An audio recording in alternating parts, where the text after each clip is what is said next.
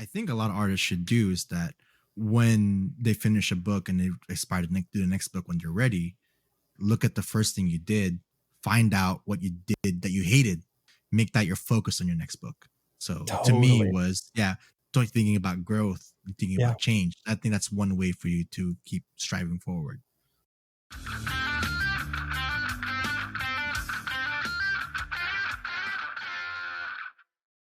Hey, thanks for joining me.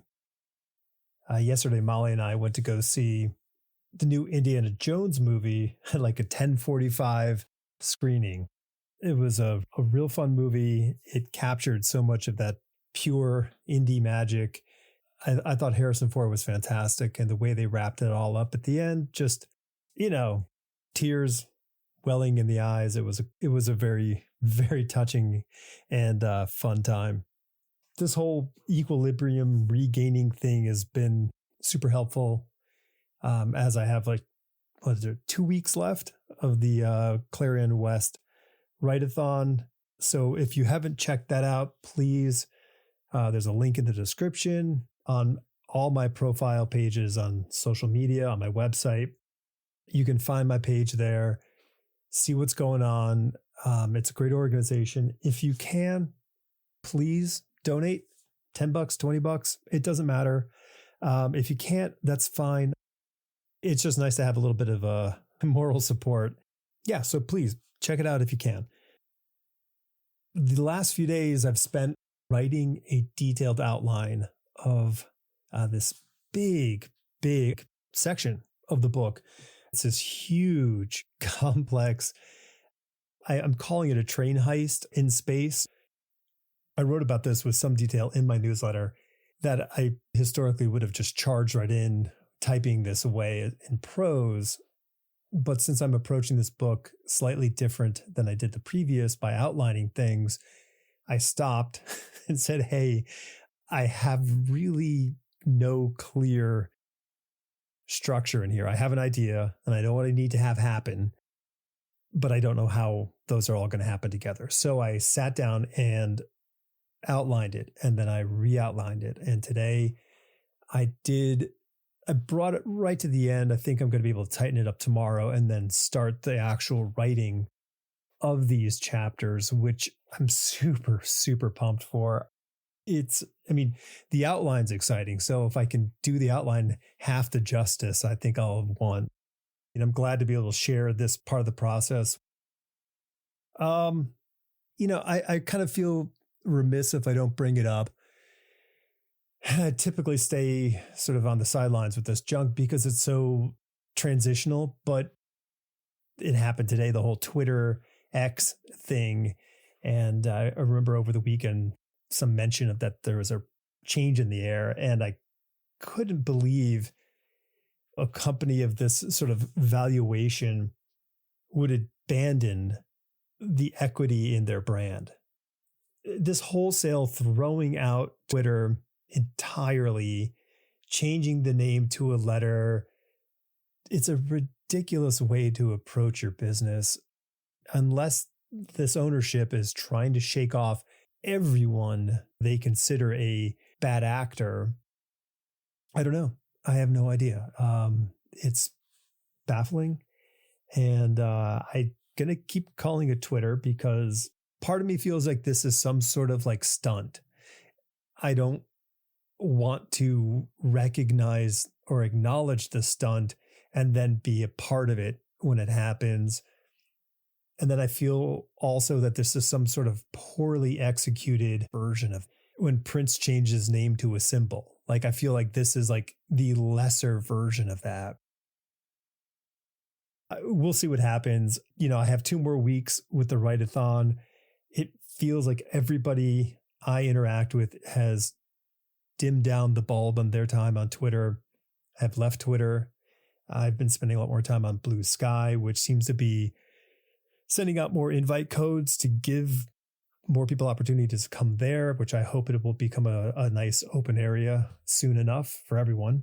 I don't know. I mean, maybe I will just use Twitter moving forward as a posting for episodes and newsletters and things that I'm putting out, but really I have no equity in it.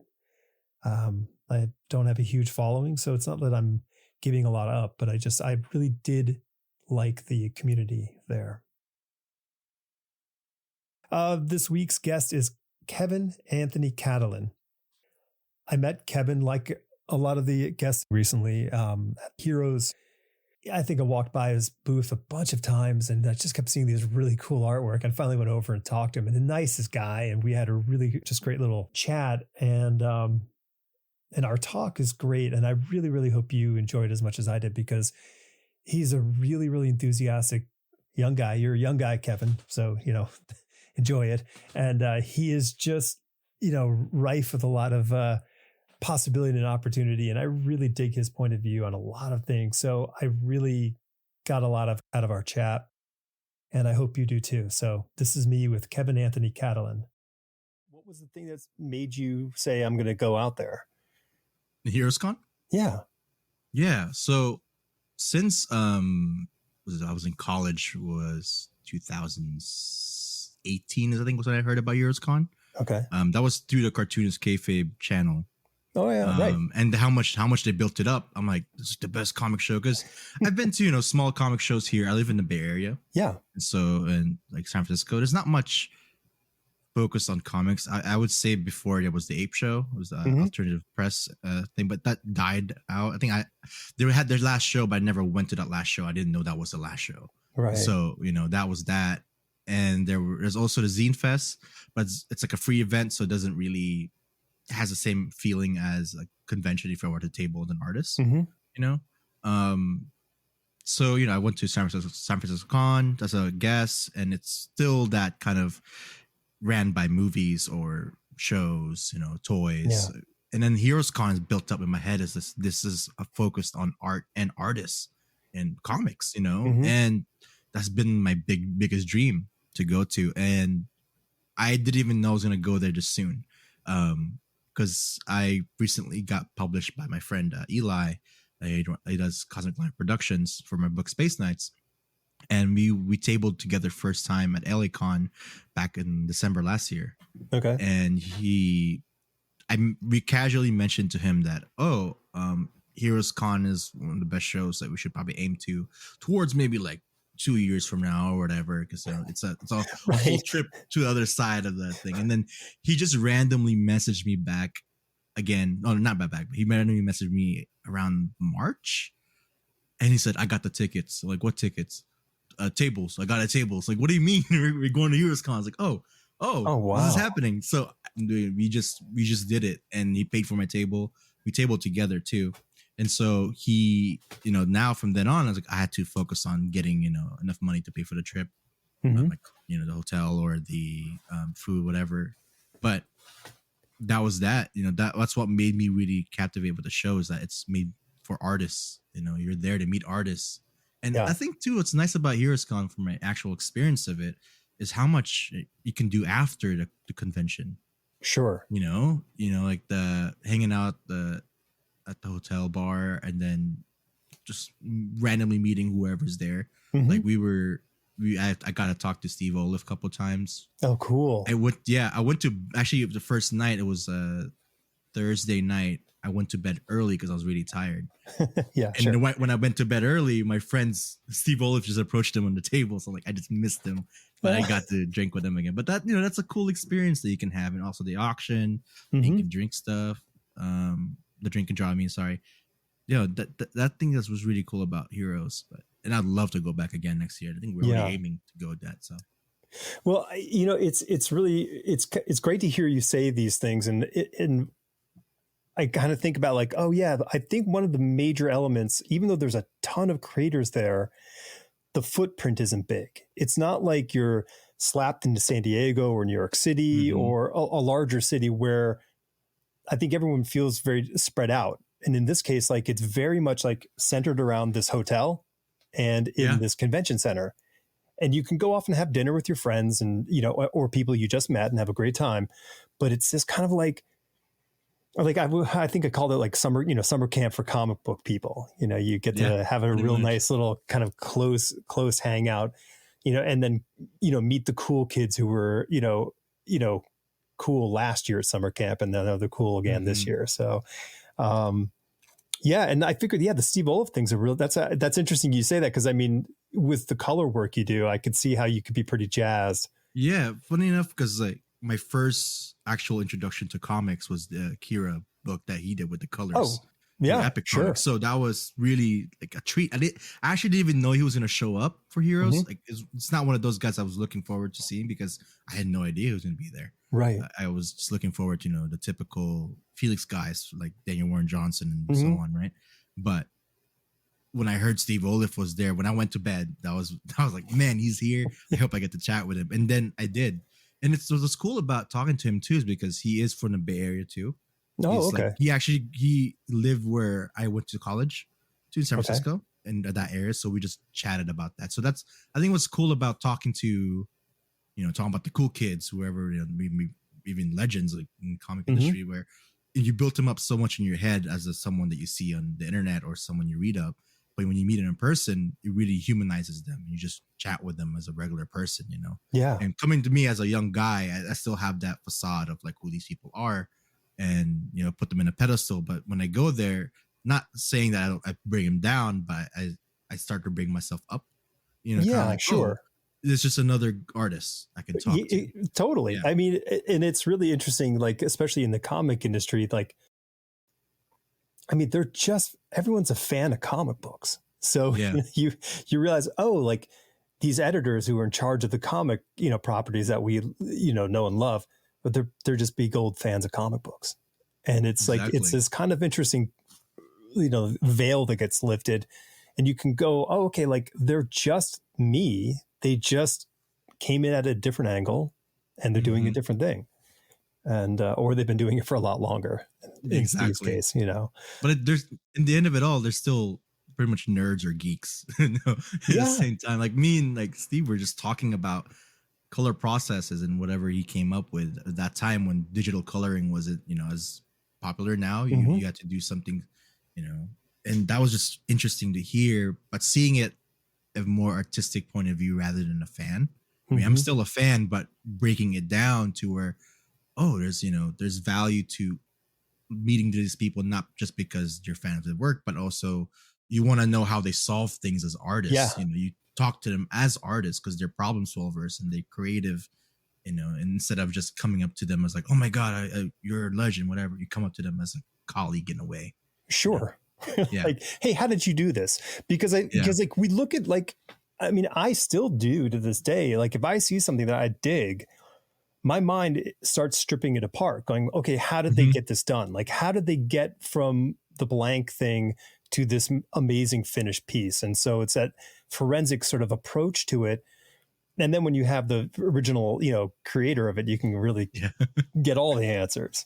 Exactly. That's why I read comics so slow because I read it in that forensic point of view. Yeah. My girlfriend would tell me, "Why are you on this page for too long?" I'm like, Right. "I gotta see it's visual. You gotta see deeper into it." And most comic readers just read a panel for 1 second or even less. For Yeah. me, I would stay at least 5 seconds, like the least if it's like fast. But if I would stay on a page as long as 10 minutes if I have to.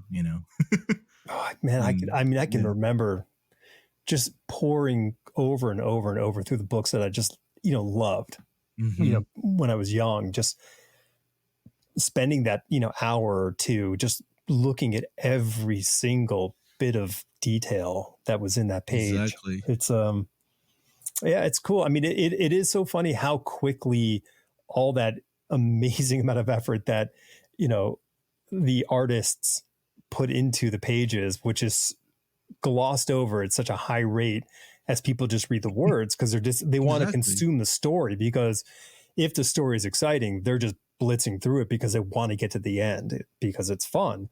Um, but that art thing, if you do get distracted by it, it just takes over. Exactly. I think what I think about that too, because I studied fine art in college. I didn't Mhm. study comics. I mean, there was a comics program. I didn't really finish it, but my actual major was just fine art, and I was trained in this gallery centric way of making art where you're supposed to make one piece or a collection of pieces to be put up on walls. Yep. And those pieces are looked at, deeply for how long you want it to be. But in comics, you have hundreds of images, but they're looked at for a second. Yeah. But they don't get the same treatment for some reason. And so that was very interesting to me when I was in college going through that. And so I started seeing, when you go look at Heroes, you see a lot of original art. Mm-hmm. Those original art is being seen as the way gallery art is being seen. So you have to actually, for some reason, you have to make it to an individual piece to have it, respected that same way, rather than this in a book where you just turn the pages fast. That's always been interesting to me. And I think, like you said, like this is a group of people, of all these different creators. So all, by and large, they're all, such deep lovers of the medium that we're all kind of looking at it in that same respect. Yeah, exactly. Huh. Yeah. No, I think it's it's cool. I'm sure everybody who is listening to these most recent episodes, and I apologize that there's so much discussion about Heroes Con, but it is really quite a unique specimen in the business. And, if you do love comics, if you make comics, and if you can get the chance and the opportunity to go to table, to however it is that you can do it, it's worth the trip, because it is really kind of a mecca of like passion for the creation of comic books. It is. And you talked about how earlier, you analyze a book so much and then you have so many questions. Heroes Con, most creators are there. Mm-hmm. You're not just going to meet, for usual conventions, you meet like 5 to maybe 10 the most, right? Yeah. San Diego, of course, you'll meet a lot more. This is a much bigger event.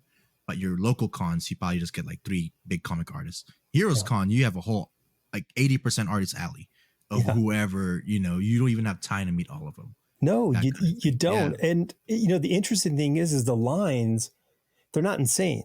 I mean, there are some long ones. I mean, you get an Alan Davis, you're going to get a line, but like, you don't have to wait too long to hang out and talk to Daniel Warren Johnson. He's got a crowd, but it's not this line that goes down the road, which can happen if, there are other creators, but they keep them sort of moved off to the side at Heroes to manage those big lines. Like Chris Claremont is going to draw a crowd. He always does. Definitely. And rightfully so. So you said Akira, and I could totally see that in your work. I can see that sort of that big, expansive kind of desire to show bigness and, and detritus, like those are the kind of things that I think of when I think of Otomo's work in Akira. So was that one of the first sort of big things that kind of left a mark in your mind? I mean, definitely. Like I said, that was the first comic that I read. Not even read, just seen, because I didn't really read it. Because my dad, he's an animator. So I emulated animation first, and I want to be an animator like my dad. But I saw that I wanted to tell stories. So he said, you're going to take so long to create a scene by doing frame by frame. So he just, whatever was on a shelf, he just grabbed it off, and it was Akira. And it was the 3rd volume of the colored edition. Okay. And it was, the first scene was Tetsuo blowing up one of the clown gang's head with a nut. Sure. Yeah, so that gory, I was like, I don't know, 7, probably 8 years old. I was so young, and to me that was just so visceral, and just like, you can like, oh wait, not only can you tell a story just by panel, but you can do something that, to me, comics was always been like newspapers, like little gags or whatever at that time. But this was something that's a narrative. This is something that's serious, and that made it such an impact to me. To where also it's gory, so that was something that really stuck in my mind. And later on, I didn't really read Akira again until I was in high school a bit. I watched more of the movie until, because I had a hard time reading growing up. But I like looking at pictures. But not until high school when I started really focusing on collecting comics. And then I read a bit of Akira in high school. Then college is when I really focused on it more, because I was really focused on career, on art. And that's when I really felt the way he built that world through, it just looks lived in. You think about backgrounds. So one of the most famous things about Akira is not just his characters, but it's Tokyo in that future, the cyberpunk kind of look. But it's pen and ink, that's what's amazing about it. It's just lines, and you have debris everywhere. and you have graffiti everywhere. So you think about the smallest things, and you think about how, I think it's one of the times where I really thought about the artist being its own, a movie production. When you think about Mm. people having their own jobs, right? When you have a character designer, you have concept artists for backgrounds, you have costume designers, you have actors, right? But when you're an artist that doing and writer doing all this stuff, you have to do all those jobs for your world. Hmm. You're making the set design, you're making the costume design for your characters, but you're one dude. you know? Really, truly. Yeah.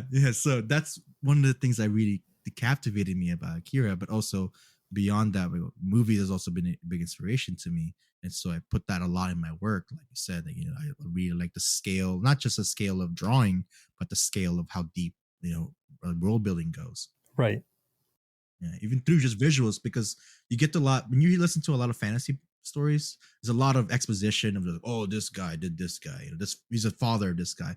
But to me, I like to show the weight of the world, how old this world is, by just showing you. So Hmm. visual, I guess, exposition in a way. I don't know. Yeah.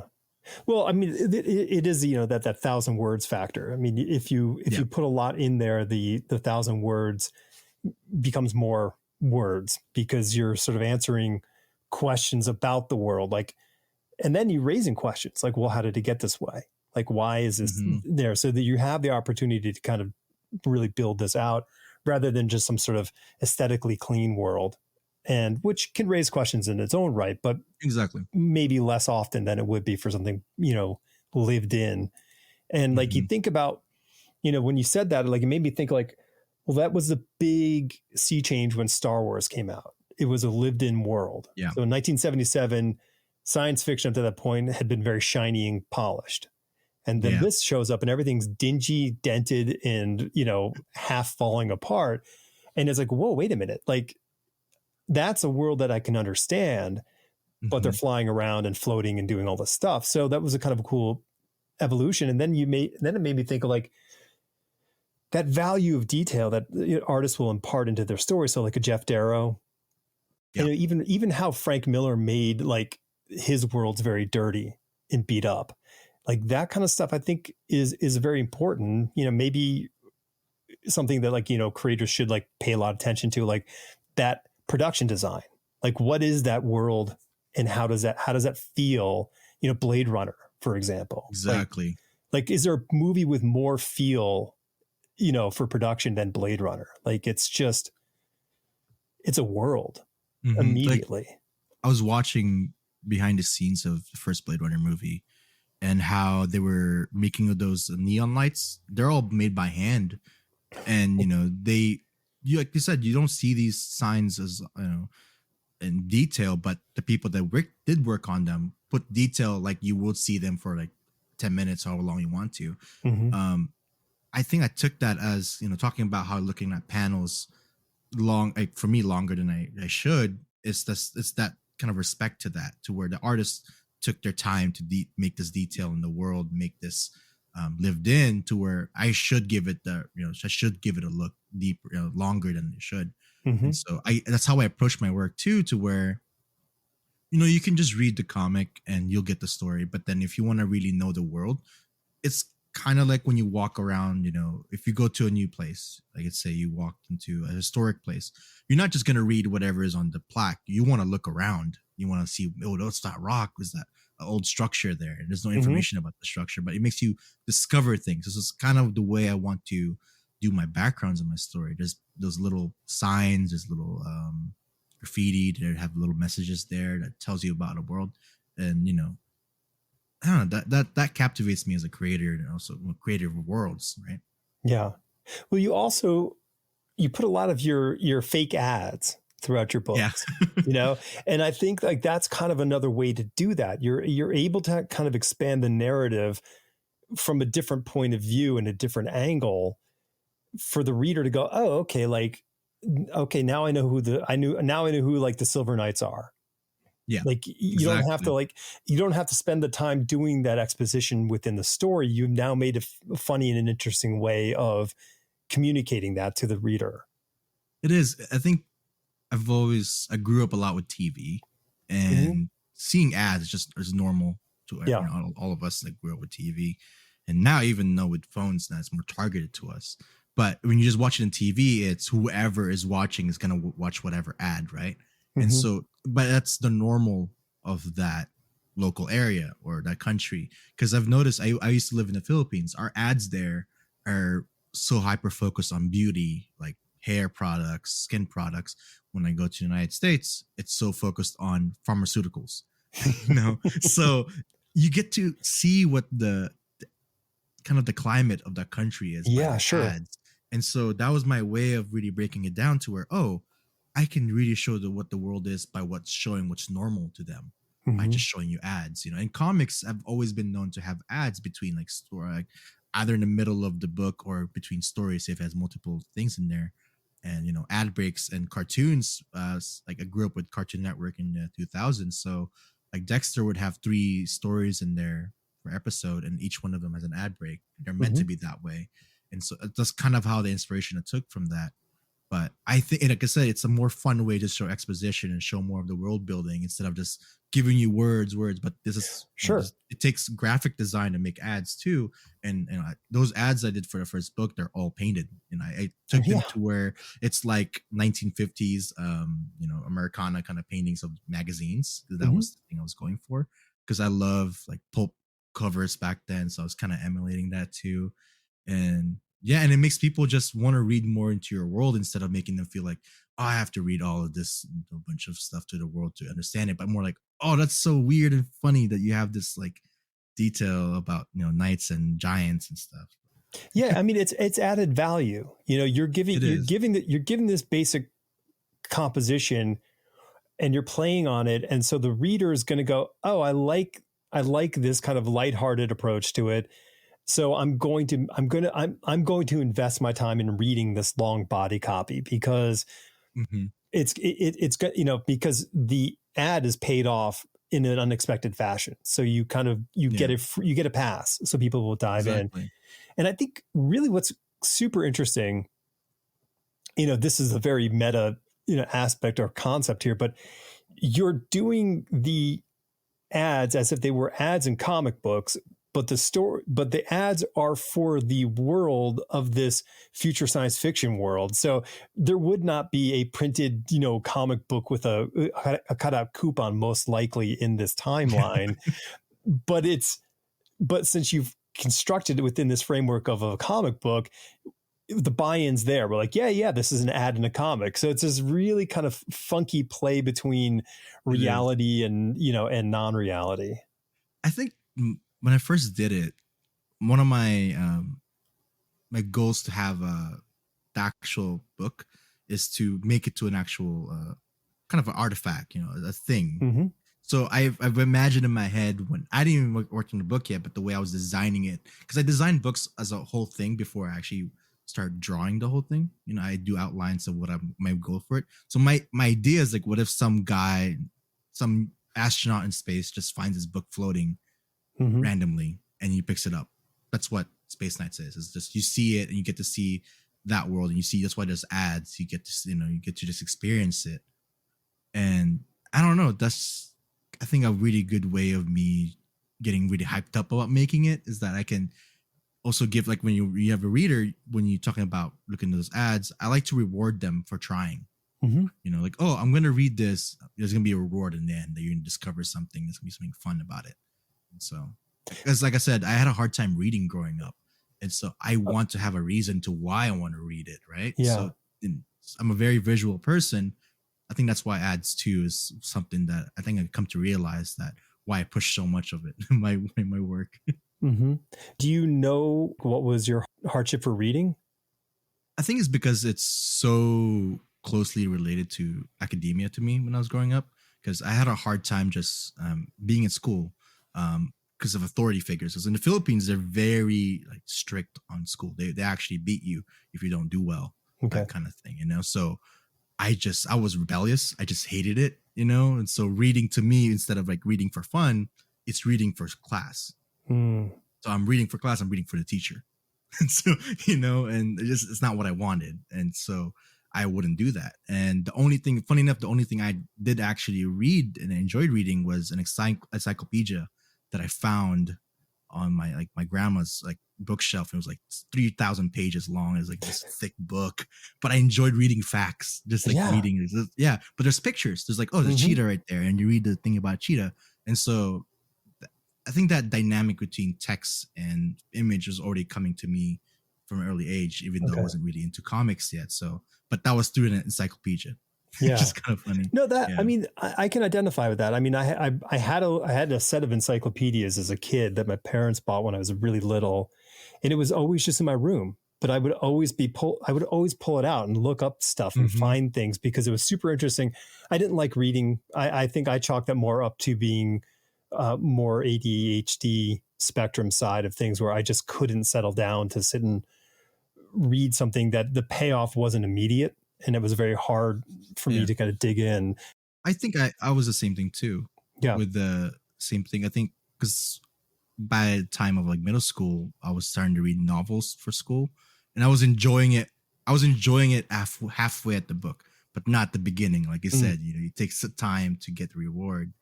But what you're saying about comic books, sorry, I didn't mean to cut you off. No, because I think comic books are that immediate payoff, especially if you like artwork, so you immediately go like, ooh, that's exciting. And then you're encouraged to, because I mean, I've said it many times, is that, I read the comic book first without probably even reading the words. I would just went through it, looking at the pictures. And then I would go, oh, I wonder what all this was really about. And then I would read it again with the words and kind of discover this whole new world of the story. And then I would obsess over the artwork mostly. Yeah. And, when we buy comic books in shops, you don't read the first pages like you would, or read the back of the book, but you would actually want to open it and look at the image inside. Make sure the cover art matches the art inside. That's always a thing for me too. Yeah. That kind of thing, that's how you sell a comic to us, not because of the words, because the comics are very, very visual thing. As much as writers are very involved in this world, is a very visual medium, an artist medium. So yeah, it totally is. And it's, I mean, listen, I spend all my time writing, so I completely champion the effort, for the art, because it really takes so much time and energy from the people making the visual aspects that, I just don't, I want that to always be sort of like held up high. And I think, places like Heroes does that, very well. So, writers are awesome, but, let's remember artists are awesome too. Yeah. Like, I'm a writer too with my own stuff. Well, yeah, you write your own. Both. Yeah. And the thing is, I'm an artist first with my work. So writing is kind of the hardest part of my task. Totally get it. So let's talk about world building, the writing part. That's where it all is. Like, it's fun to draw things as an artist for world building, but when you're writing stuff, you have to make sure it makes sense in that end too. And so, I think when you get the best duo for comics, you just make something amazing. Also, or just the best artist writer. You get stuff like that, like Mobius, that work that he makes is just amazing too, where this is something that one guy made and makes you even more, aspire to be that. And so, I'm not saying that this is not a writer medium as well, but definitely the weight is a lot more on the shoulders of the artist. That's why I hear writers say, oh, I'm going to make a scene where 1,000 people in this image with an army. And that's fun to write. But then the artist gets the script and like, what, you want me to draw? I mean, oh man. I don't know if you know Mark Lamming, but he's a comic book artist and he's great and he's phenomenal. And he's been working on this project for a long time, but page after page, he'll put up like the pencils or the inks of what he's working on. And Kevin, man, it's like so many figures. Like the writer, who is phenomenal, and he's a great person, and I love him to death, and I love his work. But I'm like, oh man, I would be so frustrated with the amount of volume of figures he has to draw. And it's not like tiny little figures in the distance. This is like crowds of people in a spaceship, so it's like really a lot of bodies. And I go, oh my goodness. So I mean, yes, I mean, as an artist, who receives scripts and those pages, which had lots of characters, you would just grit your teeth going, God, all right. That's the funny thing about it too, because like I said, I write my own stuff. So I come to realize when I write, I'm a different person, Mm-hmm. entirely different guy, and I'm very like I'm just gonna draw whatever. Like, in my mind, I'm very ambitious when I'm writing. I'm gonna do this really cool perspective shot with a bunch of people, and then when I read my script again as an artist, I'm getting ready to draw it. I'm like, I tell myself, why do you want to draw this? Yeah. What was going on in your head that you have to figure this out now?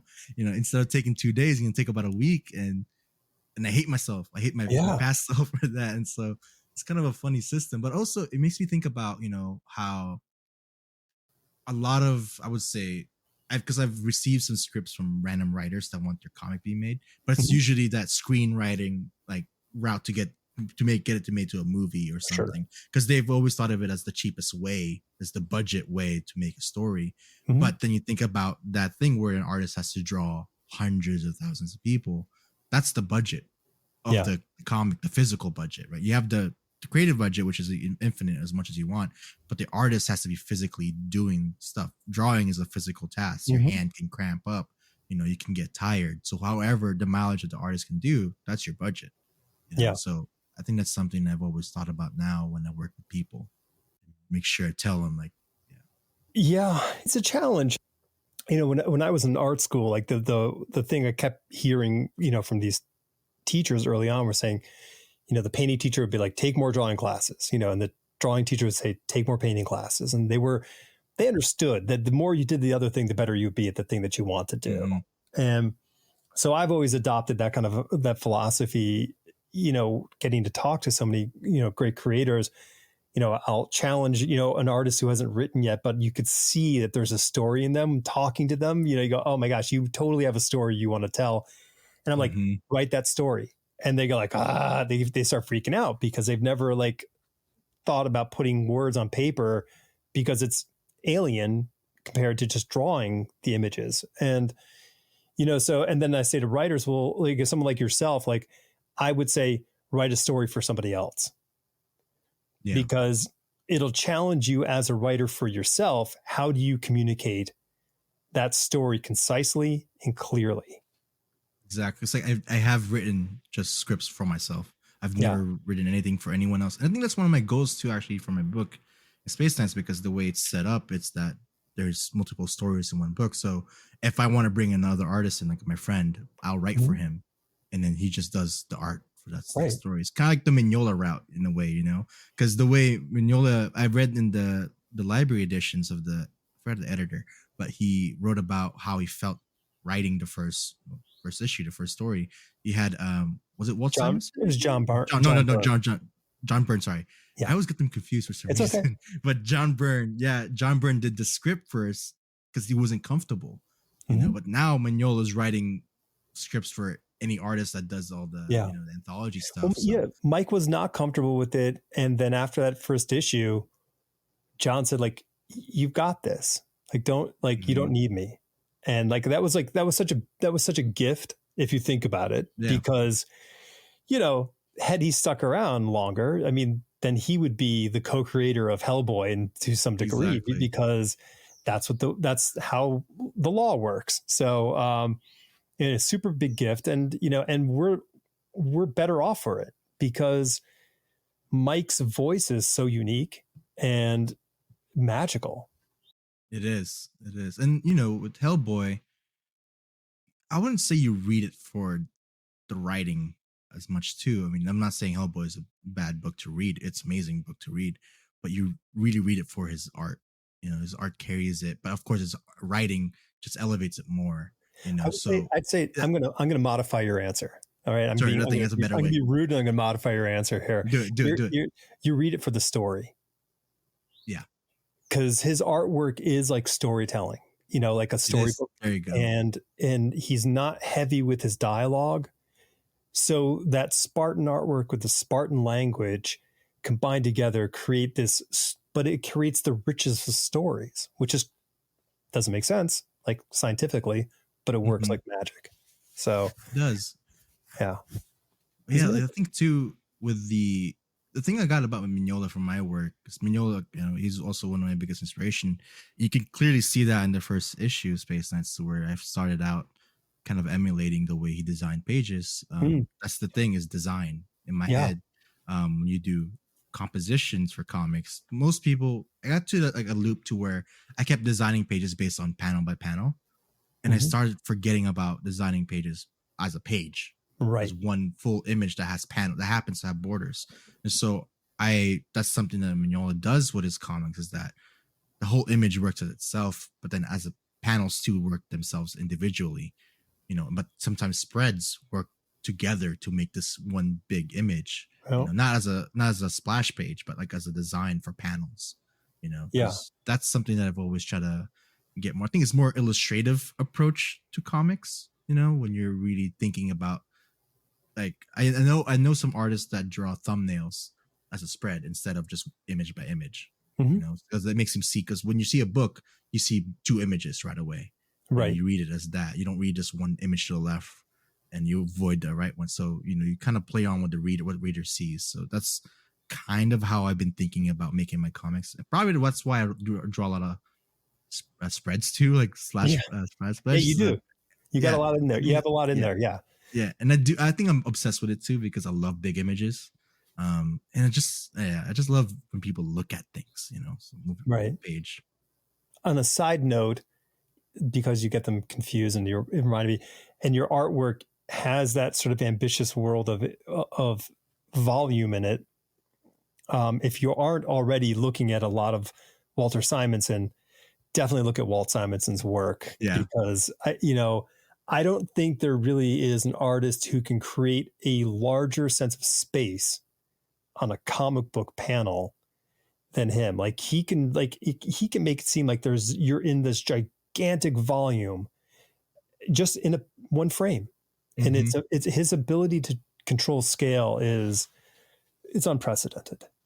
That's the thing about me with discovering, because I'm still young, I'm still like learning who was who before, and trying to see what, because like I'm emulating a lot of artists that are modern cartoonists, like James Herron and Daniel Warren Johnson or whoever.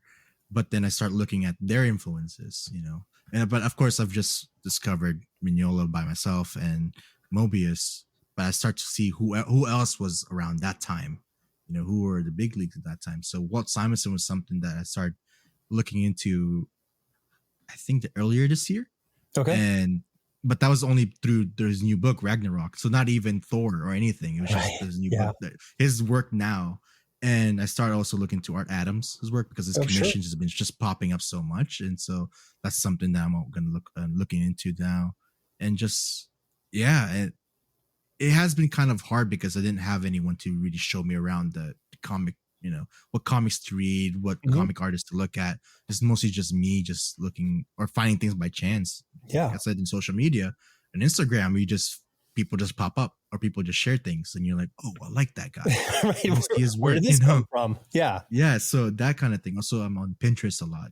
I think any artist that's not using Pinterest should use Pinterest, because it's a great like place to where you get a lot of references, and also just to get some visuals in your head to what the world, like I said, world building. You gotta have some, like, you gotta look up like cities, you gotta look up castles or whatever that helps you inspire. And Pinterest, it's a great place for that, but also art. There's a lot of art there.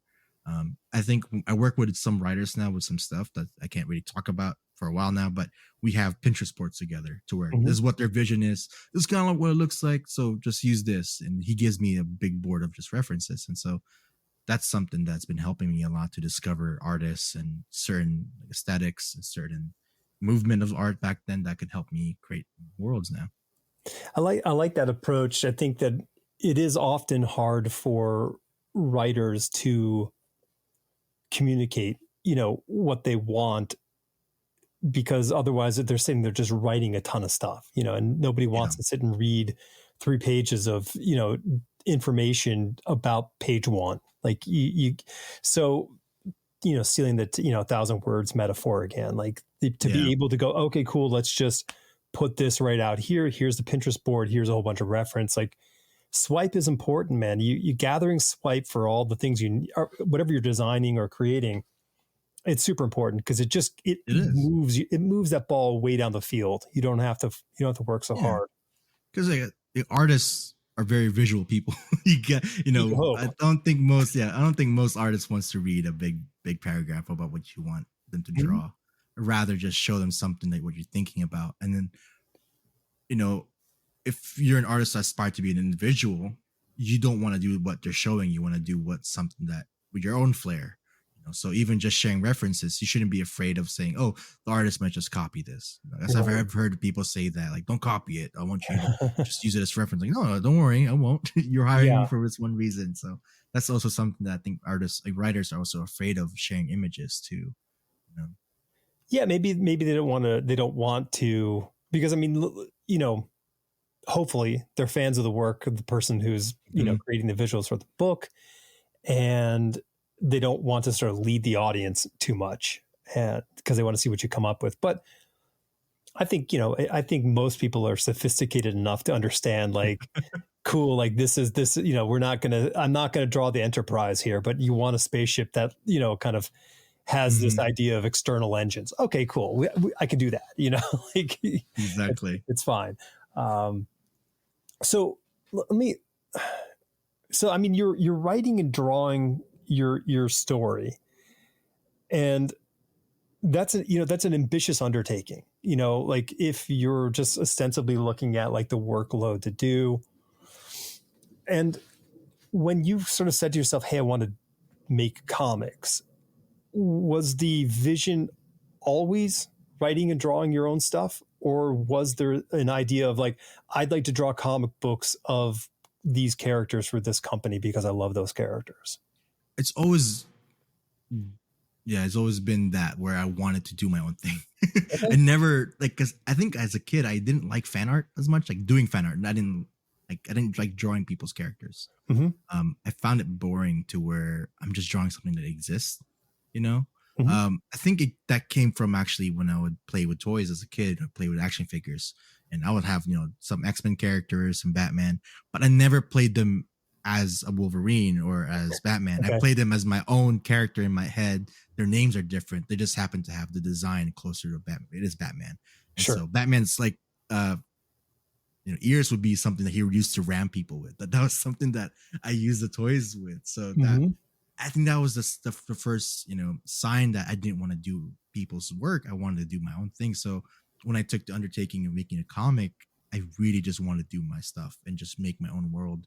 And but I do, of course, use existing things to inspire me.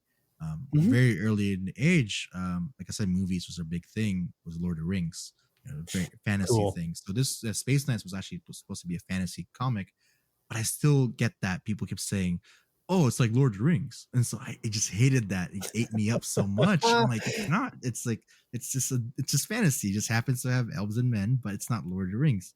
And so I actually put this story in a back burner. I just didn't think about it for a while until later on in college, where I started getting into 1950s sci-fi, Mm-hmm. and I thought about, and then I made that Space Knight story a short for class in college, and I already had this world building set up from a fantasy story, and so I just translated that in space, Mm-hmm. and I just started drawing designs of what knights would look like in space, and I made it to where it's simple to just have oxygen tubes Yeah. on their helmets. I was like, that's all I need, and then from then on, I just kind of add some techie things, but medieval designs. But yeah, that's always been my thing where I wanted to explore my own way, make my own things. And I don't, of course, I don't knock down working with people's, stuff. And I do that now. That's why I Mm-hmm. do a lot of commissions, because I enjoy working on, kind of creations, because I think I found my own voice of drawing. Before I Yeah. didn't. I was kind of just copying artists. Now I Mm-hmm. kind of have my own way. So now I'm like, oh, I'm able to draw fan art. I'm able to draw people's commissions, whatever they want. I totally get that. I can see where that could come from, where the fear inside of, if I do drawings of, using Batman as an example, Mm-hmm. it's not probably never going to look at like the way that I love my favorite Batman drawing. So I'm going to be anxious about that to begin with. And then this whole Exactly. sort of thing, like, is that informing how I want things to look?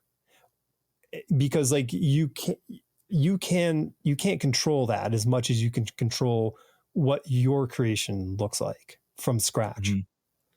So I could see that sort of that early resistance, like how that could easily be formed, and then like the luxury of having your thing done or underway, and then going, all right, cool, like it's not going to ruin me now. Like I can draw a Batman now, and it'll be okay because I've found I like how you said how you found your voice. Yeah, I think I waited till then. And the thing is, the way, as much as I was very inspired by a lot of artists, the way I was trained is I just learned from anatomy artists. Like, what was the first one? Was Hogarth. Bern Hogarth? Yeah, Bern Hogarth was the one I learned from my dad because he just gave me a Bern Hogarth book. And then I learned from Bridges. Bridgman. His name.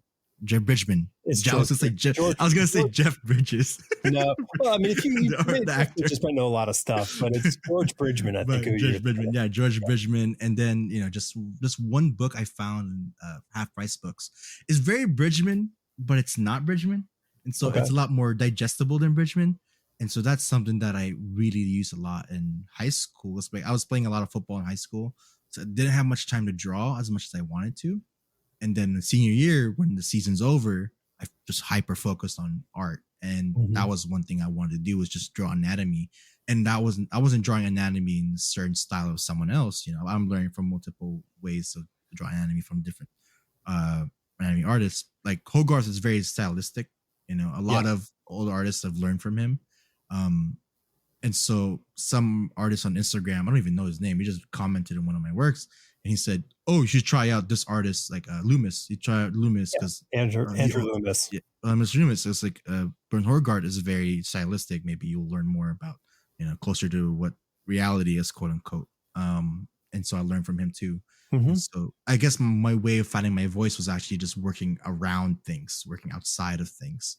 And then when I found someone I like, I kind of grabbed one of them and then I kind of put it on me. And now I'm just like, I'm going in, as much as I can. So and they're all like, I mean, they're everything, like, Mignola, Otomo, Hogarth, all this stuff. They're all they're bits and pieces. They're parts, they're the materials, they're the chords. If you're making music, like you just go, it's like, yeah, cool. That B7 chord is awesome. The one that the Beatles use, like in so many songs, it's amazing. But if you use it, it doesn't make your song sound like a Beatles song. If you're if you're writing your own song, so you can use it, you can pull that stuff in. And even if you try not to, you will have to in them because you're your own person. Like you're gonna have your own flair in it, no matter what. So right, and the thing is, also that stuff's gonna sneak in regardless. Even if you think I'm not gonna, it's gonna get in there. Like it's okay, because we're filters, like ultimately it'll be in there, but it's your thing and it's cool. So, okay. And, I wonder, and I was thinking when you were talking about this, I was like, I wonder, like, Kevin's dad hands him a tome, Akira, and there's just one name on the cover, but like he handed you like a comic book, like with 5 names on the cover. Is it a different response? Like, is that a different response? Do you? Yeah, funny enough, it was actually because not later, like I think it was like the weekend after when he gave me that book, we went to my first comic shop in the Philippines, and my dad was struggling on money at that time, so he just kind of took me to the equivalent to a dollar bin. Sure, yeah. Or actually, not even a dollar bin; it's like a 25-cent bin. So he just said, So he just like grabbed like 5 copies. I think it was like 5 for 100 pesos, and I just grabbed some random Wildstorm comics. And so I think it was like The Authority, and I got like War Machine, and one was Steel. That was the one that I really liked. But I forgot the artist, but I think, oh man, that art was amazing. But anyways, and that's when I figured out, there's a team behind this. Because I've always been growing up with my dad. He would take me to the studios where he would work. And I would see the people doing the layouts or the animation backgrounds. I would see the directors. I would see storyboard artists. So I've always known this stuff takes things. But the comics, like I said, Akira was just only Otomo. But of course, Steve Olive was there too. But when I was reading those names on the site, the the credits, there's a lot of publishing names, so I Yeah. didn't really care who they were. But Sure. the colorists and then the Ultima, I was like, oh, there's two guys that did this. And then, but when I saw the actual floppies, letterer, colorist, penciler, inker, I was like, Yeah. what? Who are these people? So in my mind, I've always thought it's just one person. So it made it my goal to where I'm not gonna be like this. I'm gonna be like Ultima, which is gonna be Sure. me. And Right. so Right. yeah, Which and is, I mean, I think that's kind of a natural reaction for a young person. You know what I mean? Like, mhm. we're really freaking selfish at a young age. Like, it's all about us, It And is. so it's not too far off the mark where you're just like, well, then that's what I want. I want to be the one man band and Mhm. go out there and do the thing. The thing is, like, I didn't even understand what those jobs entail at that Sure. age. So Yeah. But you're when it like, said letterer, yeah, it doesn't sound like a person who's making a comic book letterer. no, That sounds like a yeah, person who reads. I don't want to do that. I know.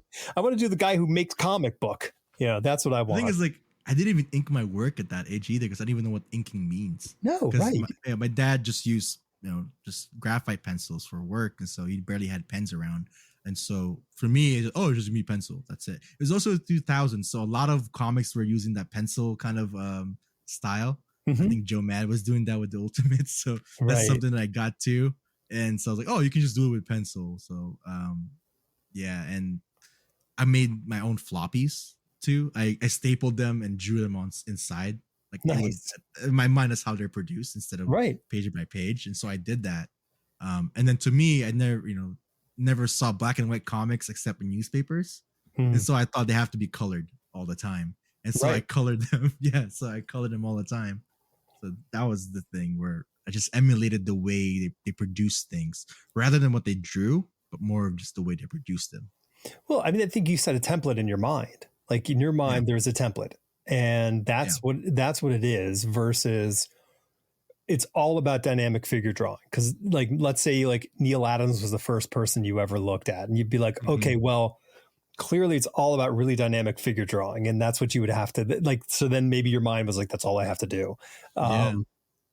But in this case, you're like, I guess I have to make a comic book, like they're stapling paper together. And like I could see like how also, I mean, what a wonderful gift of having a parent who is in the arts, who is doing it, who is bringing you along, and you're watching him work at home on the Mm-hmm. on things. You're going to work with him at times, and you're seeing what the world is like.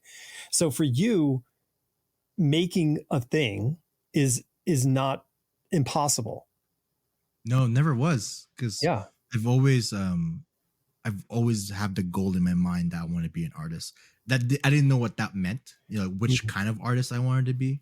But I've always knew that there's a route, there's a possibility. My dad's doing it, I can Sure. do it. And I think too with that early age of because a lot of like parents would say now that art is not a real job.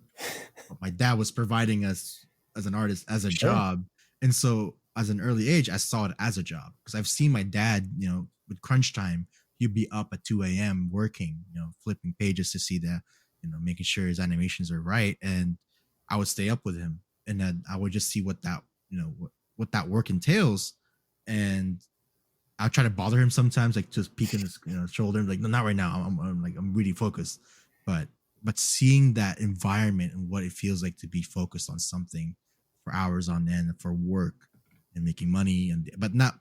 I didn't think of it as making money, but something that he's just passionate with. Right. Of It's course, what he makes does. money in It's what the he end. does. Yeah, Like yeah. you're So yeah, your best friend's dad did something else.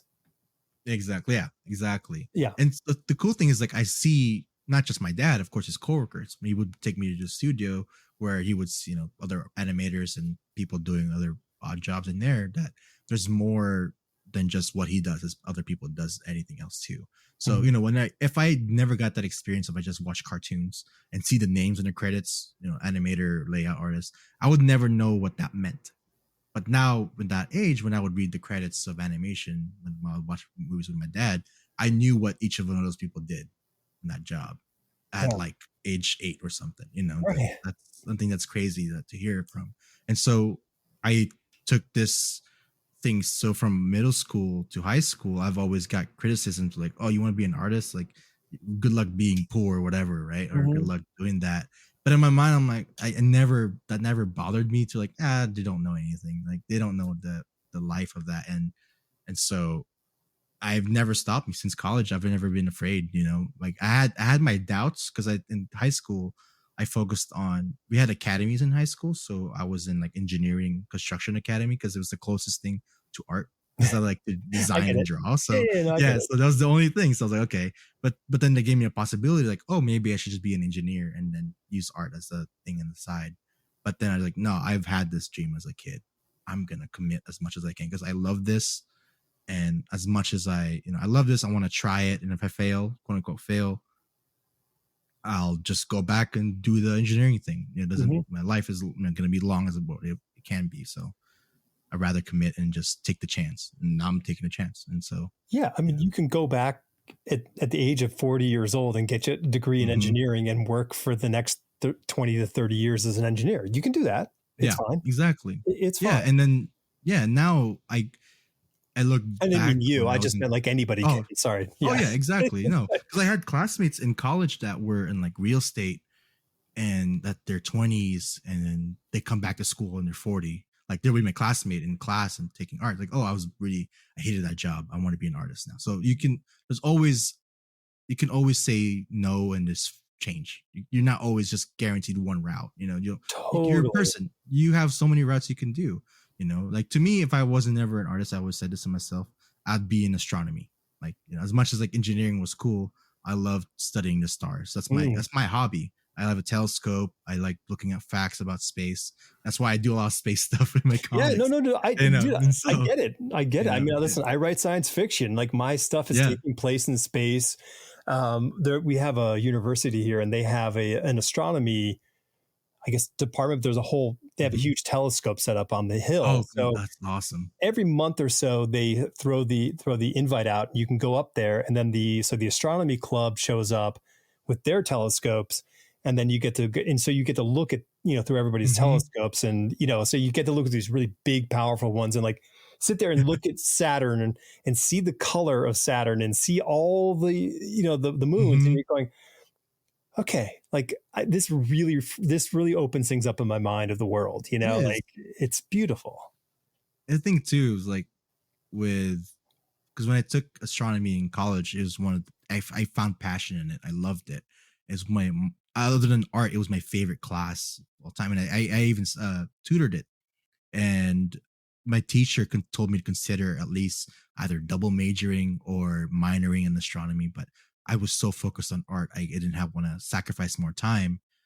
But I think one thing's that when you're an artist, you have to have something else that you love, Hmm. not because you want a safety net or something. It's more just something that helps you create art, because creating is just creating, but you have to have substance. You have to have something that you add into it, that your other passions.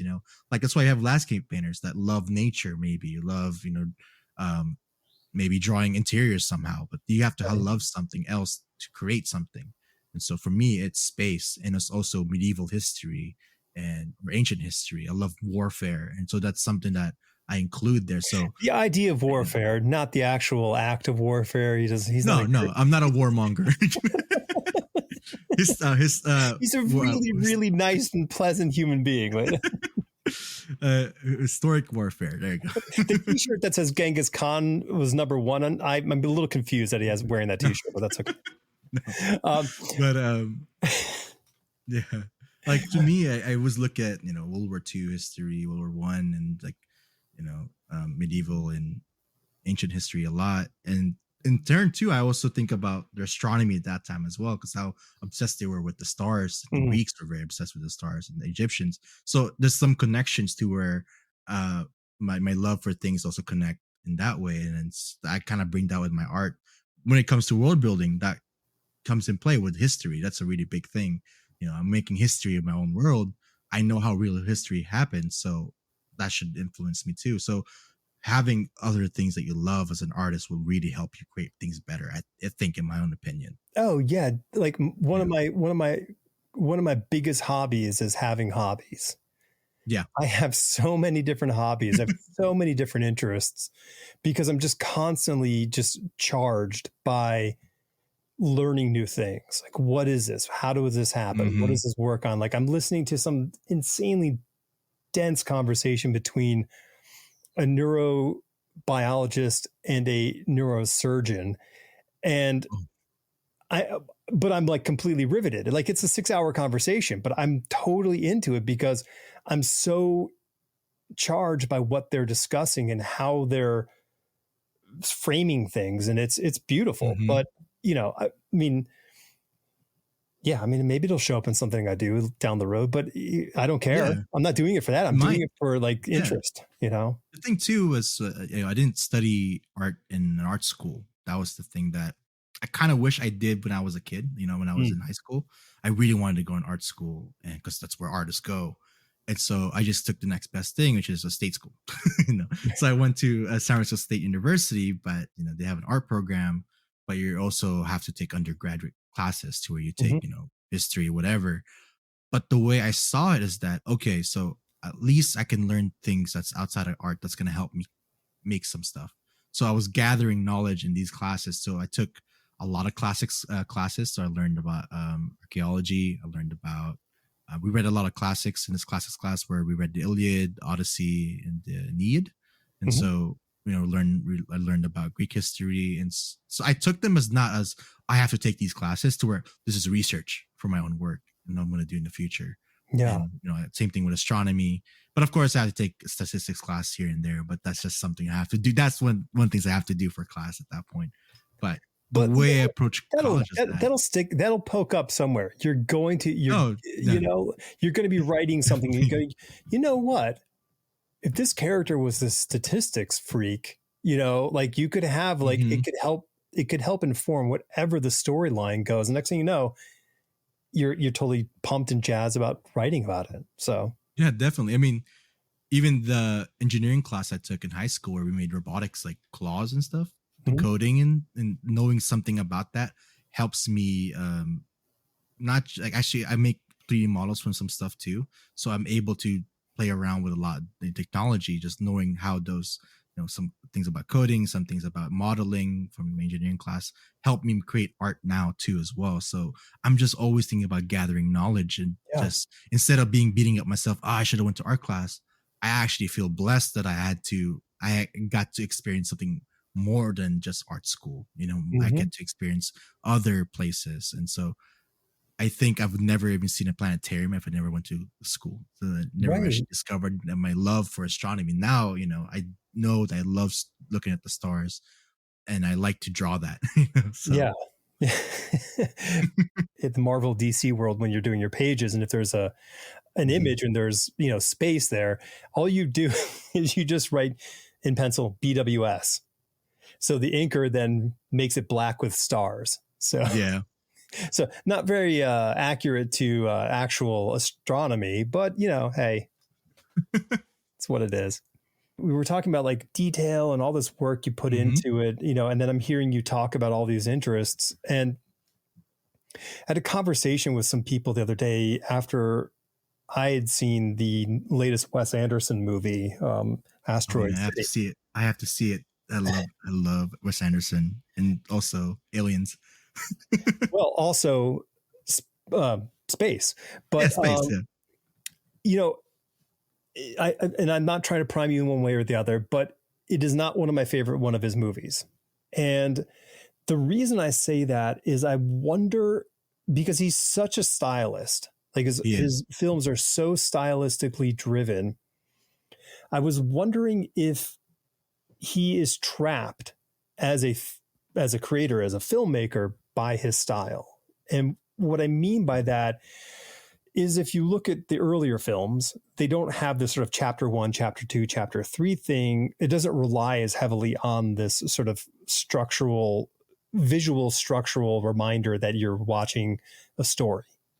And then another person remarked on he used the term micro stories. And because he has all these worlds full of all these quirky individuals, I feel that he is compelled to tell these micro stories with these secondary and tertiary characters. hmm And what that does to me as a viewer of his work, I go, man, like he's rushing through so much stuff. The dialogue is faster and faster and quicker, and back and forth, done.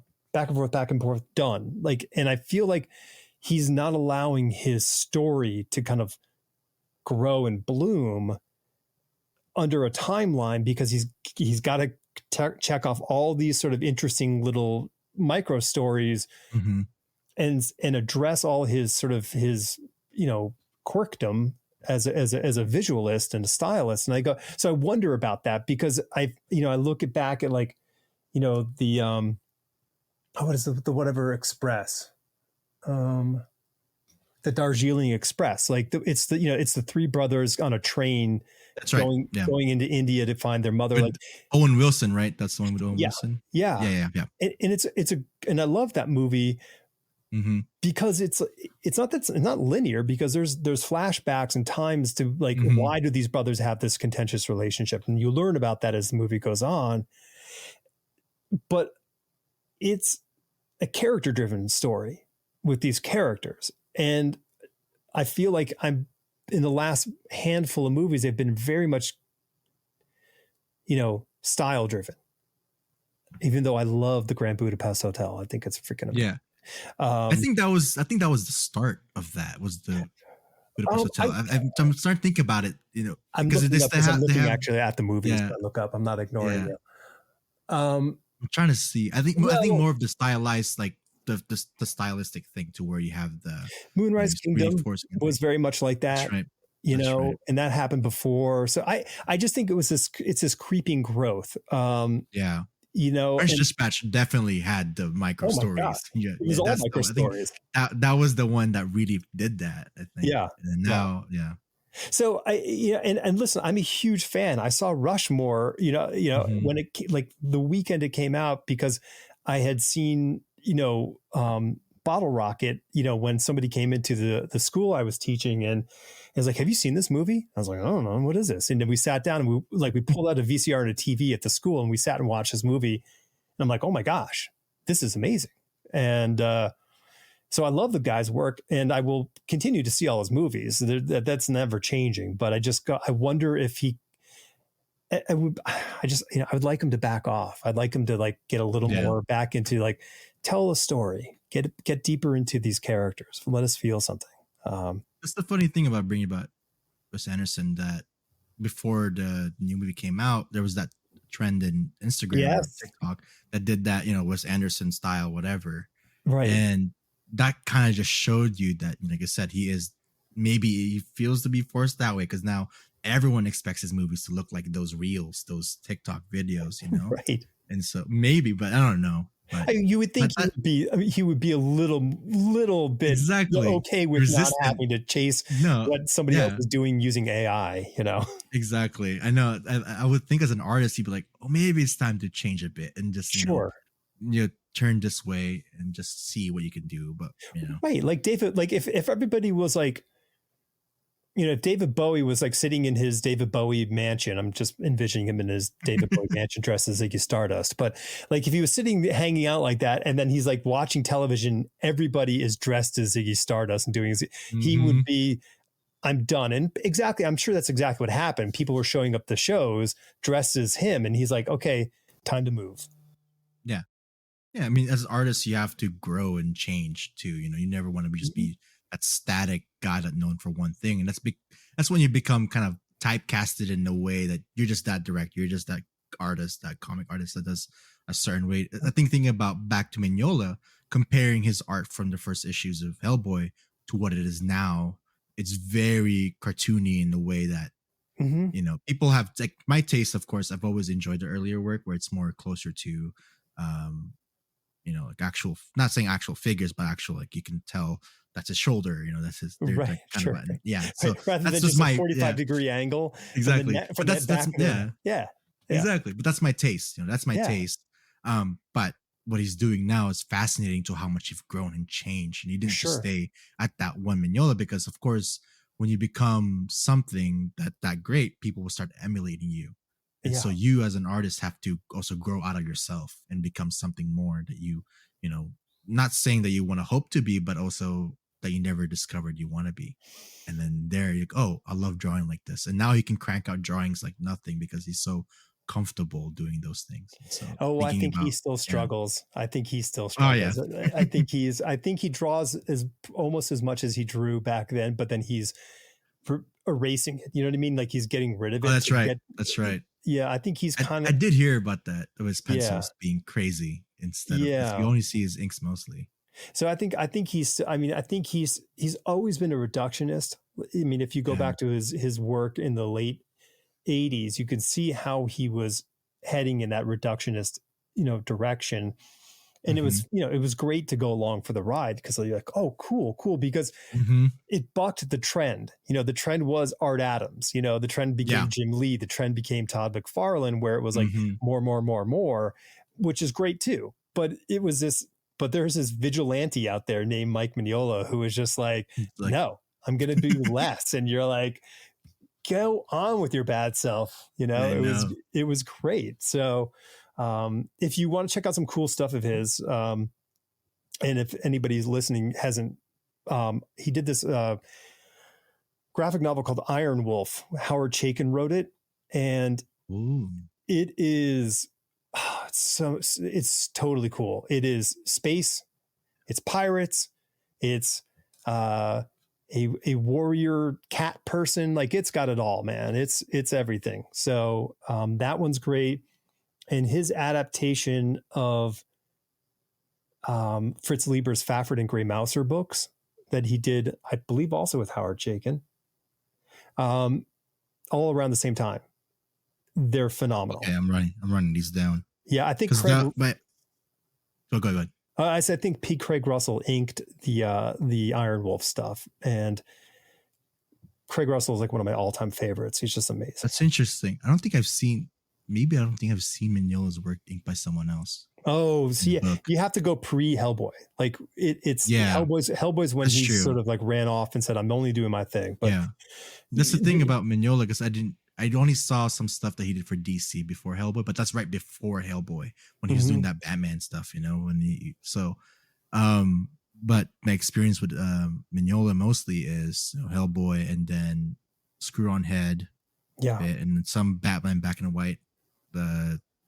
He did the Gaslight one, right? Yeah, so he did the Gaslight one too. That's after, so they did that, and then he didn't. I don't think he inked Gaslight. Was it after? No, Gotham by Gaslight was before, I believe. And it was before. That's right. And he didn't ink that either. So I did see his work before. Yeah. Then. Okay. Yeah. Now I'm debating whether did his inking change because of the way people inked his work too? Maybe did he copy the way he did them, or did in my mind that's my questions going in. Yeah, I'm not gonna answer for him, but I'm gonna give you an answer that I think is his answer. Yeah. I think seeing artists like Craig Russell and Kevin Nolan ink his work pointed him in the direction where he wanted to go with his artwork. That makes sense. I mean, I don't know about Craig Russell's work, but I know Kevin Nolan's work, and that's definitely the way. Yeah, there's similarities the way Mignola inks his work and Kevin Nolan's work. Yeah. Yeah, no, that's great. Well, I'm excited to check these books out. You'll love them. You'll love them, and I mean, they are some all-time favorites of mine as well. So it's good. It's good stuff. So I was looking at you have some how-to stuff, like how you do it in your book, which is great. I think that's fantastic. You're sharing your process. Yeah. How do you so a lot of times I find that, the artist becoming a writer writes by drawing. So they kind of draw the panels to figure out how they're going to tell the story. And, the rare frequency is someone's like, no, I just wrote the thing out, and you're like, oh, okay. You're an interesting brain.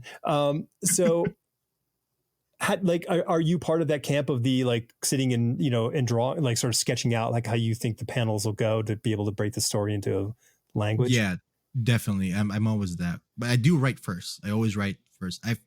From the first book, I do an outline for the whole book, but interestingly enough, the very first book, the colored one, I did a different process with that. I did kind of a rough outline, but I didn't script the book. Actually, it was kind of a thumbnail script hybrid to where I drew the thumbnails, and instead of just describing what the panels will be, I just drew it, and then I drew the dialogue on the side.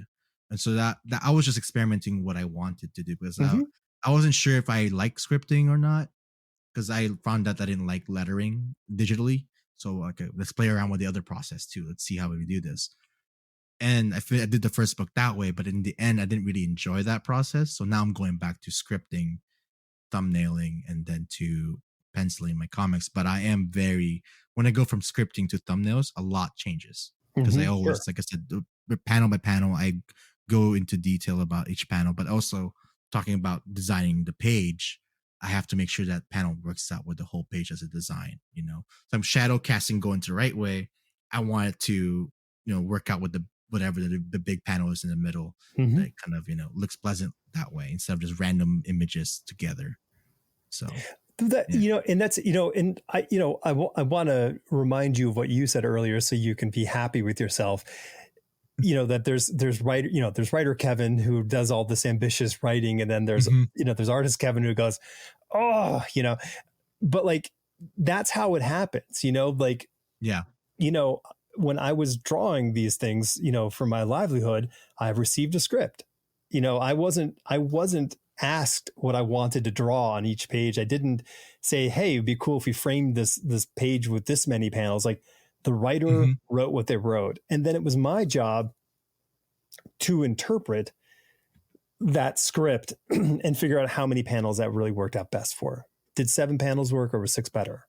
And then you figure out what that composition for the pages, for the panels are, and then you make the artwork. And so it's okay if you change your own stuff. It's cool too. But working by yourself too, as well, that's one of the perks, because you can do whatever you want in the end of it all.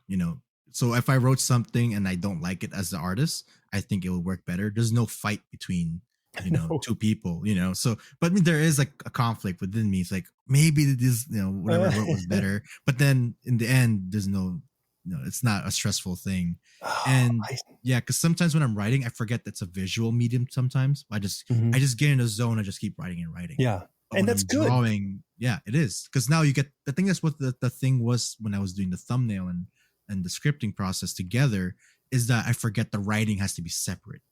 Right. So it made me feel like, okay, for me, my own process, because some people do that process and it works out great for them.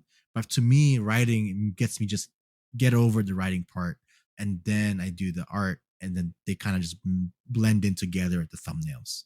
And so, and also funny too, when they go to thumbnails to pencils, things change as well. Yeah. It doesn't just stick with the thumbnails, No, yeah. I mean, you have to evolve it. Like, I mean, it would be scary if what you wrote on the script is exactly what ends up on the page. I think it would just, because they're two different things. But okay, so one, I have this wonderful vision of you being upset with yourself. Like, so you, writer Kevin, is angry at artist Kevin for making the changes.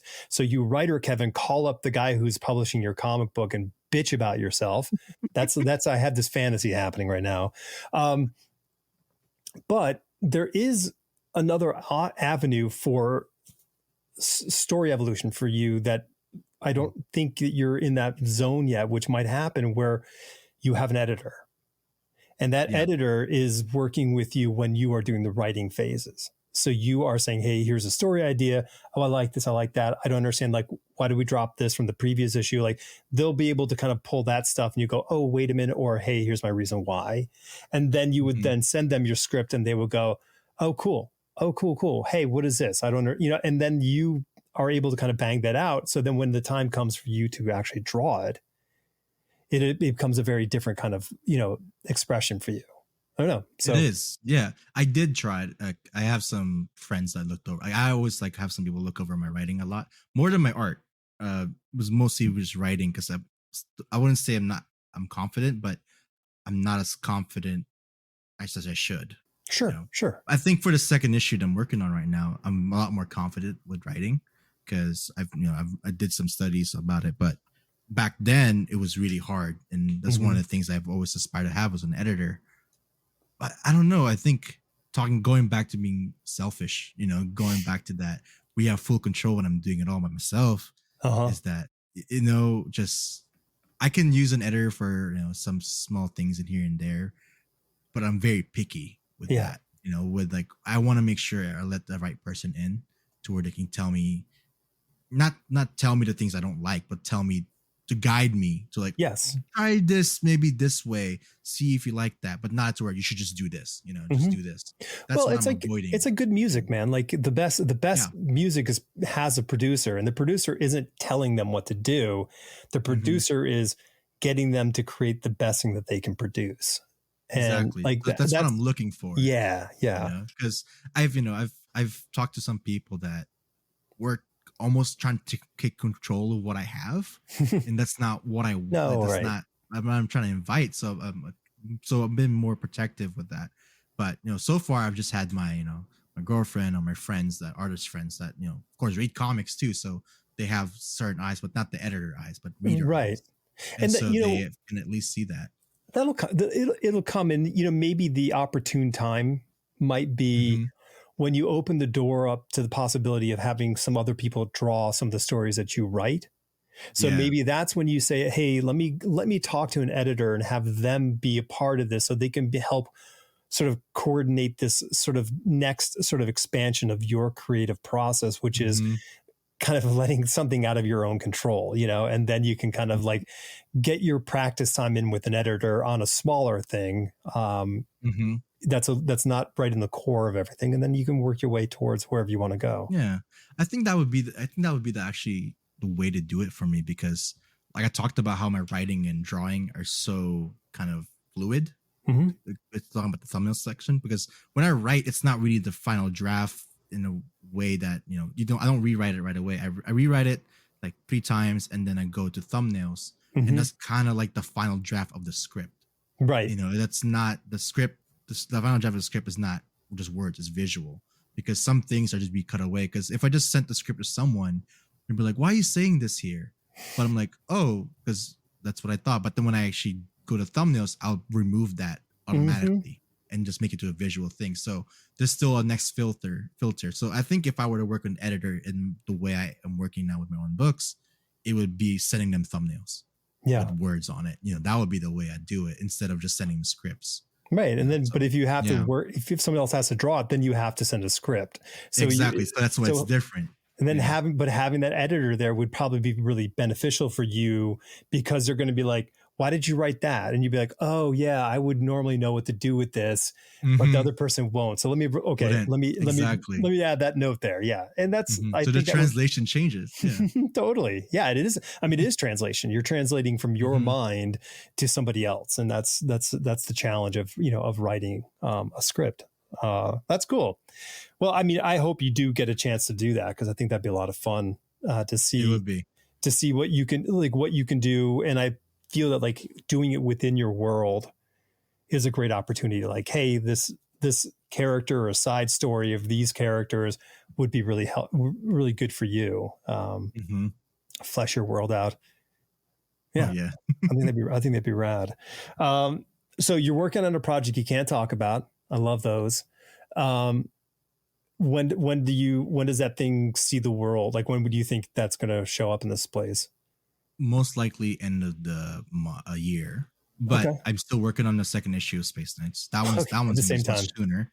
Yeah, Okay. same Good. time. So yeah, so that one's much sooner. I'm already actually did the previews for Heroes. I made like little preview Mm-hmm. comics of the issue 2, and it's black and white. But I that one I'm really excited about, because I've learned a lot since the past 2 books I made, which is like Tales of Space Knights, which is that oversized 9 by 12 thing I did. But I've always thought about growth in my books. My books are like milestones to me, to Mm-hmm. where that's where I am as an artist, because you're only good as your last book, right? You're only good as your Sure. last work. And whatever you post, whatever you end is whatever your book is. So that's me. That's what I'm very excited about. I think that's gonna be around September, October, I would say. Cool. But it's all about balancing my commission work with with my book. So that's gonna be the greatest challenge. But I do this full time, so I'll definitely crank it out. If only that commission money could somehow get squeezed into the artwork for the comic book money. That would Yeah. be the magic world that a lot of people could live in, because boy, it's very tough to make, to make a living, in comics, with the money that's out there. Fortunately, the commission world does afford a lot of supplemental, finance, which is good. It does. Yeah. I mean, I love doing commissions. The only thing I hate about commissions is that it does take me away from the book. Right. But the act of doing commissions has never been, Mm-hmm. never boring. I never hated it. But I just sometimes wish I'm like, man, I'd rather just work on my comic today because I just Sure. never get to finish. That's the only thing. So Totally. No, I get it. I mean, I have client work, for companies, and I do that, but all I want to do is I want to write. But, until that pays more than the other stuff, I have to do it. And that's just exactly. the name of the game. And it's just, nobody wants that. Everyone wants the fun, big, happy stuff, but we have to, we just got to grind through the things that we don't want to do and do our best with that stuff. So, cool. So two things will be coming out from you this year, most likely. Yeah, most likely. The other one that I can't talk about is a lot shorter than Okay. the one Space Knights, but Space Knights is like about 120 pages. Yeah, So the other no. I one's mean, like they're big issues. books. So you go, yeah, exactly. So They're big books. yeah. But I think I probably will have some things that I won't expect that'll be coming out. But expect a lot of commission work. That's I'm gonna be posting a lot of my stories, and I think I'm gonna do a collection of that too as a book because I think they're gonna be a treat to do. Oh, that's cool. Yeah, that's a good Yeah. idea. I mean, I think that's Mhm. been the kind of a common thing that people are starting to, Yeah. collect their drawings and put them out there. Um, yeah, I think. I mean, listen, this is me, old guy talking, but like, Mhm. it's so amazing that you can do this. Like, I couldn't do this 30 years ago when I was doing, this. There was there wasn't an Instagram, there wasn't a commission world like this. There wasn't the opportunity to produce your own books Mhm. as easily. The work is the work. Drawing the pages 30 years ago is the same as drawing the pages today. The work is the same, but the ability to go online, find a website, upload your PDF, and you have a Mhm. comic book. Like, that did not exist. So Yeah, exactly. it's a miracle of technology, and I think it's amazing because Yeah. there's so much great stuff and stuff that will become great being done Mhm. all the time now. And for me, it's exciting to see this stuff. How would I have known you unless I bumped into you at Heroes? And I'm like, Yeah. I may have seen some of your stuff online. I may have. I don't want to misquote myself, but like, Mhm. I walked by you all weekend and I was like, that's kind of cool stuff. So then I stopped and talked to you, and I'm like, Mhm. all right, like, you weren't like, I don't know, I make a comic. I'm like, oh, well, I'm gonna have like, that means I can have to talk with this guy so Yeah. we can It was like, chat. yeah, it was nice. And, as an artist too, a lot of people are very homebodied. You never see much Mm, people. So for me, when I do shows, is my opportunity to talk to people that talk to me online, that I showed off my work online. yeah, Back then, like I said 30 years ago, that'd be the only way people get to see your work. ever. Not, yeah, ever. Right. So you could be making a comic 30 years ago, and no one's gonna ever hear about it. Right. And now I'm making a comic where it's not even out. I can post my process on it, and people are like, oh, I can't wait to see that. You Yeah. know? Yeah. So Yeah. that's something that's amazing that you can do too. And so when I do shows and conventions, it's all about meeting people that I've already known that or my readers, or meeting new people like you, like, Right. oh, you never see my work online, but you get to see me in person. And it's always been Yeah. a treat too. No, it's a huge. I mean, because it's like going in the comic shop and seeing something, going, oh, that looks really cool, and picking the Hmm. comic off the rack. But in this case, I get to grab the creator, and I get to talk to the Yeah, creator, and look at the exactly. comic book. It's a sort of a win-win, but it's a very cool thing. And like, when you were saying that, I'm thinking, ostensibly, you could have more people who are fans of your artwork who have never read your comic book. Like, they Hmm. could be like people who love you on Instagram, but they've never seen your comic book in the store. And then they show up to Yeah, the convention because they know you, and they're like, oh, you're here, and there's your comic book. So now they've, like, it's this double fulfillment. it is. And so the cool thing has been happening with Instagram is that, um, I've been getting followers everywhere throughout the country, and some guy in Heroes didn't even know I was there, but he said he follows me on Instagram. He just hasn't seen my work on the feed, and he was just excited and he was happy. And he's like, "Let me get this book. I was thinking about getting this book, but I just want to buy it online." Now he got to treat that to get it in person Oh.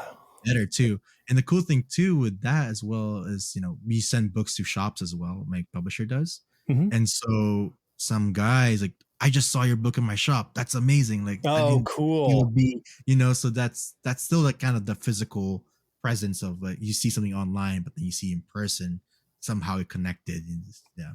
So There's no comparison to that no. that real world connection Mm-hmm.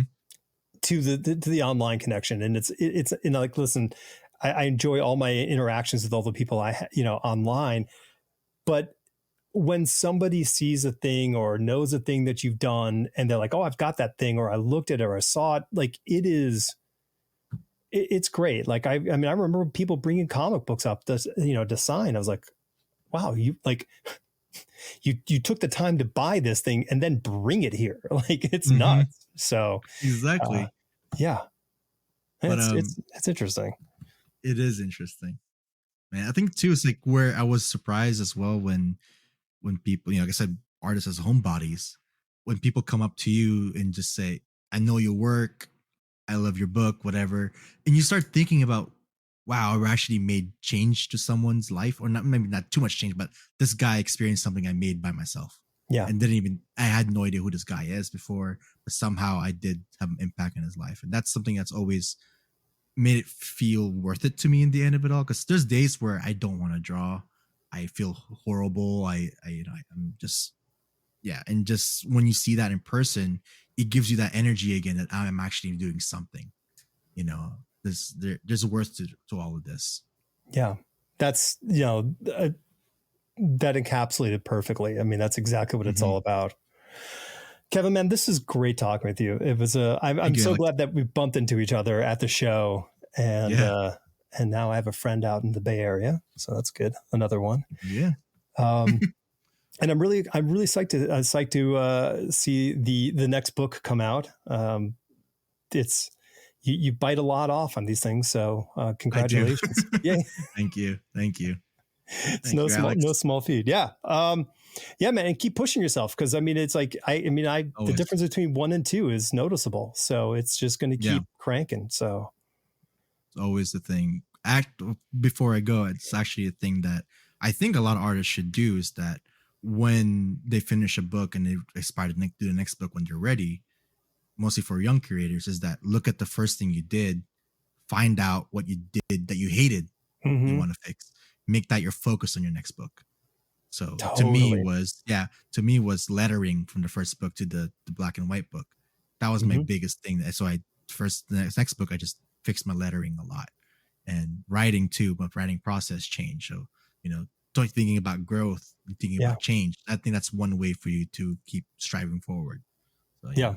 yeah. It's the only way to become, or at least to get closer to that thing that we have in our head, which is this relatively unobtainable place. Yeah. You know? The perfect version of ourselves. Right, right, right. Yeah. So, and the only way that happens is by really pushing and struggling.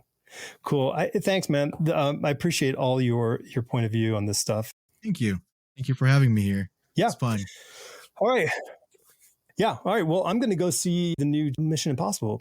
I'm gonna see the Wes Anderson movie, so that's gonna be There me. you go. Go see the Wes Anderson movie. There you All go. right. Yeah. All right, Kevin. Take care, man. Thank you, Alex.